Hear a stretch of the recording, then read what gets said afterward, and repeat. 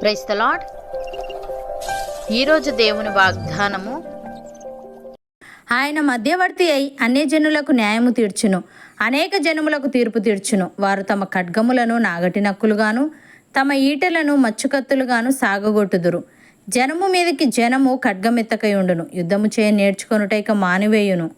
యెషయా గ్రంథము 2వ అధ్యాయము 4వ వచనము.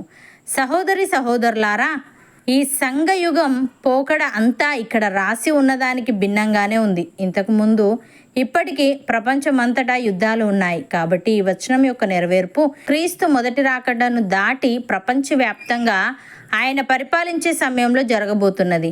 ఈ వచనంలో ఉన్న వర్ణనకు సరిపోయినదేది ఇంకా జరగలేదు గనుక ఇది భవిష్యత్తులో నెరవేరవలసి ఉంది అని అర్థం చేసుకోవచ్చు.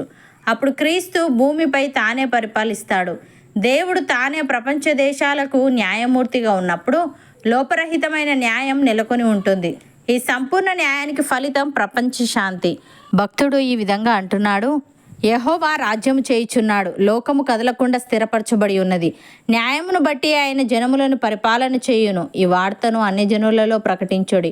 యెహోవా వేంచేయుచున్నాడు, ఆకాశము సంతోషించునుగాక, భూమి ఆనందించునుగాక, సముద్రమును దాని సంపూర్ణతయు ఘోషించునుగాక, పొలమును దాని అందుగల సర్వమును యెహోవా సన్నిధిని ప్రహర్షించునుగాక, వనవృక్షములన్నీ ఉత్సాహధ్వని చేయునుగాక.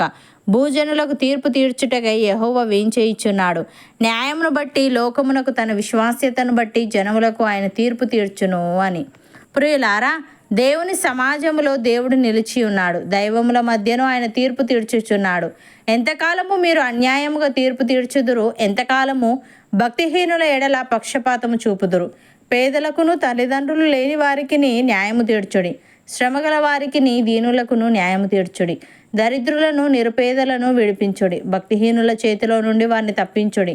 జనులకు తెలివి లేదు, వారు గ్రహింపరు. వారు అంధకారంలో ఇటు అటు తిరుగులాడుదురు. దేశమునకున్న ఆధారములన్నీ కదులుచున్నవి.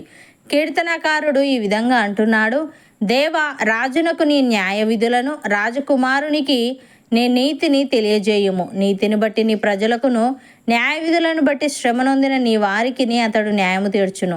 నీతిని బట్టి పర్వతములను చిన్న కొండలను ప్రజలకు నెమ్మది పుట్టించును. ప్రజలలో శ్రమనందు వారికి అతడు న్యాయము తీర్చును. బీదల పిల్లలను రక్షించి బాధపెట్టు వారిని నలగగొట్టును. సూర్యుడు నిలిచినంత కాలము, చంద్రుడు నిలిచినంత కాలము, తరములన్నిటను జనులు నీ యందు భయభక్తులు కలిగి ఉందురు అని. సహోదరి సహోదరులారా, యెహోవా దారిద్ర్యమును ఐశ్వర్యమును కలుగజేయువాడు, కృంగజేయువాడును లేవనెత్తువాడును ఆయనే. దరిద్రులను అధికారులతో కూర్చుండబెట్టుటకును, మహిమగల సింహాసనమును స్వతంత్రింపు చేయుటకును వారిని మంటిలో నుండి ఎత్తువాడు ఆయనే. లేమిగల వారిని పెంటకుప్ప మీద నుండి లేవనెత్తువాడు ఆయనే. భూమి యొక్క స్తంభములు యెహోవా వశము, లోకమును వాటి మీద ఆయన నిలిపి ఉన్నాడు. తన భక్తుల పాదములు తొట్టిల్లకుండా ఆయన వారిని కాపాడును. దుర్మార్గులు అంధకారమందు మాటుమనుగుదురు, బలము చేత ఎవడునూ జయమునందడు. యెహోవాతో వాదించువారు నాశనమగుదురు. పరమండలములో నుండి ఆయన వారిపైన ఉరుము వలె గర్జించును. లోకపు సరిహద్దులలో నుండి వారికి ఆయన తీర్పు తీర్చును. తాను నియమించిన రాజునకు ఆయన బలమిచ్చును. తాను అభిషేకించిన వానికి అధిక బలము కలుగజేయును. నమ్మిన వారు నాతో పాటు ప్రార్థనలో ఏకీభవించండి.